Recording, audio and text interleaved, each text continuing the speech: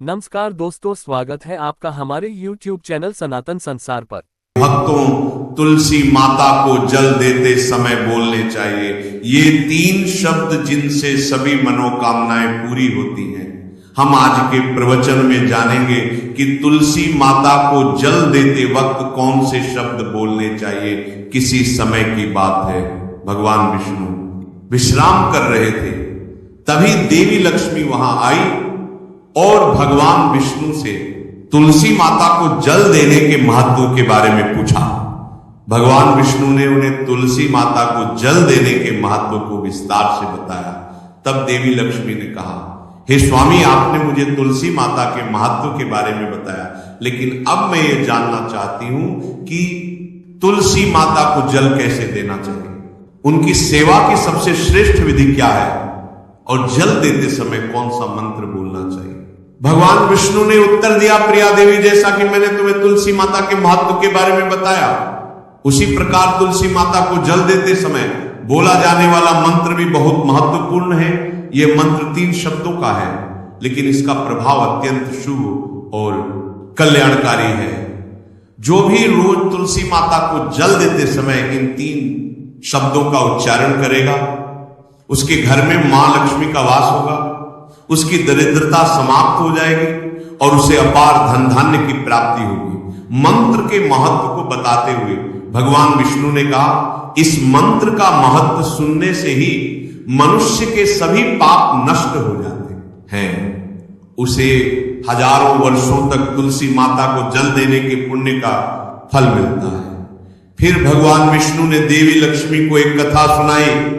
उन्होंने कहा, दक्षिण दिशा में यम नगरी नामक एक नगर था, जहां रमेश नामक एक ब्राह्मण रहता था। वह अत्यंत पापी और गलत कामों में लिप्त व्यक्ति था। जन्म से ब्राह्मण होते हुए भी वह धार्मिक कार्यों से दूर रहता था। न वह पूजा करता, न ध्यान, ना जप और ना ही किसी का सत्कार करता। वह मदिरापान और मांसाहार भी करता था और हमेशा अनैतिक कार्यों में व्यस्त रहता था। और वह ब्राह्मण दिन में खेत में काम करके पत्ते बेचकर अपनी जीविका चलाता था और रात में वेश्याओं के पास जाता था। इस प्रकार उसने अनेक वर्षों तक अपना जीवन इसी पापपूर्ण तरीके से बिताया। फिर एक दिन वह दुर्बुद्धि ब्राह्मण पत्ते इकट्ठा करने के लिए एक शिष्य की वाटिका में पहुंचा और पत्ते तोड़ने लगा। तभी एक काले सर्प ने, जो काल के रूप में वहां उपस्थित था, उसे काट लिया। उसी समय उसकी मृत्यु हो गई। उसकी मृत्यु के तुरंत बाद यमराज के दूत वहां प्रकट हुए और उसकी आत्मा को लेने के लिए आए। वे उसे यमलोक ले जाने लगे। मार्ग में वह ब्राह्मण यमदूतों के सामने रोने और विलाप करने लगा। उसने कहा, हे दूतों, मुझे कहां ले जा रहे हो? मुझे छोड़ दो, मेरे प्राण बचा लो। लेकिन यमदूत बोले, अरे पापी ब्राह्मण, तेरे दुष्कर्मों के कारण तुझे ये दंड मिला है। अब यमराज तुझे घोर नरक में डालेंगे। यमलोक पहुंचने पर चित्रगुप्त ने उस ब्राह्मण का पूरा लेखा जोखा प्रस्तुत किया। उन्होंने कहा है, धर्मराज, इस ब्राह्मण ने अपने पूरे जीवन में केवल पाप किए हैं, इसने कभी कोई पुण्य कार्य नहीं किया।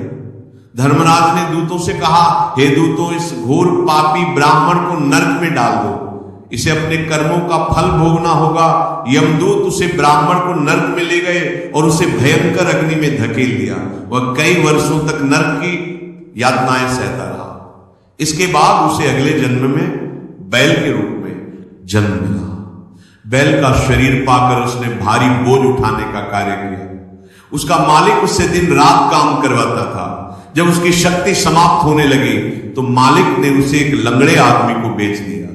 वह लंगड़ा आदमी उस बैल का उपयोग अपने बोझ उठाने के लिए करता था। बैल ने 8 वर्षों तक उसकी सेवा की। फिर एक दिन वो बैल लंगड़े आदमी को लेकर एक ऊंचे पर्वत पर चढ़ा। अधिक परिश्रम और थकान के कारण वह बैल मूर्छित होकर गिर पड़ा और अंतिम सांसें लेने लगा। वहां खड़े लोगों को उस बैल पर दया आ गई। उन्होंने उसके मुख में पानी डालने का प्रयास किया। उसी वे में एक पुण्यात्मा व्यक्ति भी था। उसने अपने पुण्य का थोड़ा सा भाग उस बैल को दे दिया। इसे देखकर अन्य लोगों ने भी अपने अपने पुण्य उसे देना शुरू कर दिया। उसी वे में एक वेश्या भी थी। सभी अपना पुण्य उस बैल को देकर उसका उद्धार करने का प्रयास कर रहे थे। ये देखकर उस वेश्या ने भी अपना पुण्य उस बैल को दे दिया। कुछ देर बाद उस बैल की मृत्यु हो गई। फिर उस स्थान पर यमदूत आए और उस बैल के शरीर से उस ब्राह्मण की आत्मा को निकालकर यमलोक ले गए। यमलोक पहुंचने पर उसे यमदेव के सामने प्रस्तुत किया गया। चित्रगुप्त ने जब उसका लेखा जोखा देखा तो वे चकित रह गए।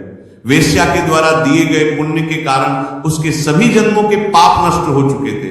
यमदेव ने कहा, हे ब्राह्मण, उस वेश्या ने तुझे अपना पुण्य देकर तुझ पर बड़ा उपकार किया है। उसी के पुण्य के प्रभाव से तुम्हारे सभी पाप नष्ट हो गए, इसीलिए अब तुम्हें फिर से मनुष्य जन्म प्राप्त होगा। इस प्रकार वह ब्राह्मण पृथ्वी पर एक उत्तम ब्राह्मण कुल में जन्म लेता है। उस महापुण्य के प्रभाव से उसे अपने पूर्व जन्म की सारी बातें याद आने लगती है।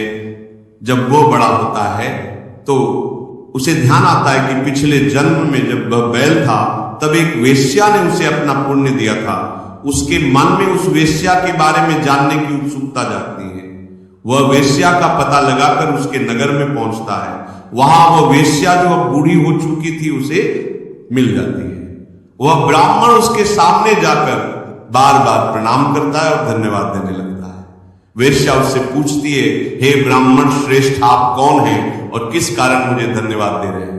मैंने आपका कौन सा कार्य किया है जिसके लिए आप मुझे नमस्कार कर रहे हैं? तब ब्राह्मण कहता है, हे मां, मैं वही बैल हूं जिसे तुमने अपना पुण्य देकर जीवन दान दिया था। अपने पाप कर्मों के कारण मुझे पिछले जन्म में बैल बनना पड़ा। उस पर्वत पर जब मैं अंतिम सांसें ले रहा था तब तुमने अपना पुण्य मुझे दे दिया था। उसी पुण्य के प्रभाव से ही आज मुझे फिर से मनुष्य जन्म मिला है और अपने पूर्व जन्म की सारी बातें याद है। किंतु हे मां, मैं यहां ये जानने आया हूं कि तुमने मुझे कौन सा पुण्य दिया था जिससे मेरे सभी पाप नष्ट हो गए। मैं उस पुण्य के बारे में जानना चाहता हूं।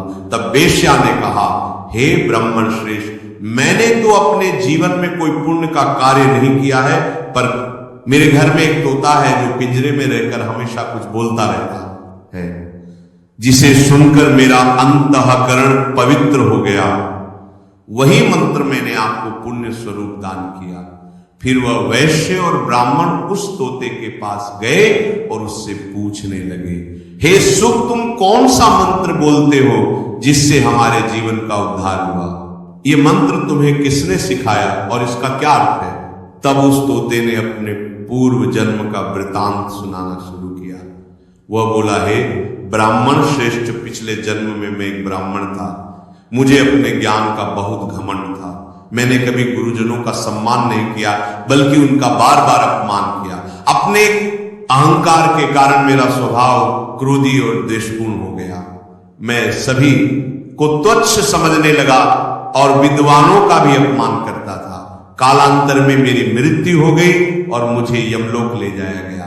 पूज्य व्यक्तियों और गुरुजनों का अपमान करने के कारण मुझे तोते के कुल में जन्म लेना पड़ा। तोते के रूप में जन्म लेने के बाद छोटी अवस्था में ही मेरे माता पिता का साथ छूट गया। मैं अकेला पेड़ की डाल पर बैठकर रो रहा था। तभी कुछ मुनि उस मार्ग से जा रहे थे। उन्होंने मेरी दयनीय स्थिति देखी और मुझे अपने आश्रम ले आए। आश्रम में उन मुनियों ने मुझे एक सुंदर पिंजरे में रखा और मेरी देखभाल की। वे मुझे प्रतिदिन भोजन कराते और मुझसे स्नेह करते थे। उस आश्रम में वे उनकी पत्नियां और बच्चे प्रतिदिन तुलसी के पौधे को जल अर्पित करते और एक मंत्र का जाप करते थे। उनके मुख से बार बार मंत्र सुनकर मैंने उसे याद कर लिया। तब से मैं उसी मंत्र का जाप करता हूं। इस मंत्र के प्रभाव से मेरे जीवन में सकारात्मक बदलाव आने लगे। मुझे अपने कर्मों का पश्चाताप हुआ और मेरी मृत्यु भी टल गई। मेरी आयु 100 वर्ष हो गई और इतने वर्षों तक मैं जीवित रहा। एक दिन रात के समय एक चोर उस आश्रम में आया और मुझे वहां से चुरा लिया। बाद में इस वेश्या ने उस चोर से मुझे खरीद लिया। वेश्या के घर आने के बाद भी मैं वही मंत्र बोलता रहा। इस मंत्र को सुनकर इस वेश्या का अंतःकरण पवित्र हो गया। उसने अपना पुराना जीवन सोचकर भगवान विष्णु की भक्ति करनी शुरू कर दी। हे ब्राह्मण देव, इसी मंत्र के प्रभाव से मेरे और उस वेश्या के सभी पाप नष्ट हो गए। यही मंत्र आपको भी पाप मुक्त कर चुका है। इस प्रकार तोते ने उस ब्राह्मण और वेश्या को पूरा वृतांत सुना दिया। यह सुनकर ब्राह्मण और वैश्या दोनों बहुत प्रसन्न हुए। उन्होंने तय किया कि अब वे प्रतिदिन तुलसी मां को जल अर्पित करेंगे और उस मंत्र का जप करेंगे। कुछ समय बाद उस ब्राह्मण, वेश्या और तोते ने मंत्र के प्रभाव से दिव्य विमान में बैठकर विष्णु लोक की यात्रा की। भगवान विष्णु ने देवी लक्ष्मी से कहा, हे देवी, देखा आपने केवल तुलसी मां के मंत्र के प्रभाव से उस तोते, वेश्या और ब्राह्मण के सभी पाप नष्ट हो गए। इसीलिए हर व्यक्ति को प्रतिदिन तुलसी मां को जल अर्पित करते हुए इस मंत्र का जाप अवश्य करना चाहिए।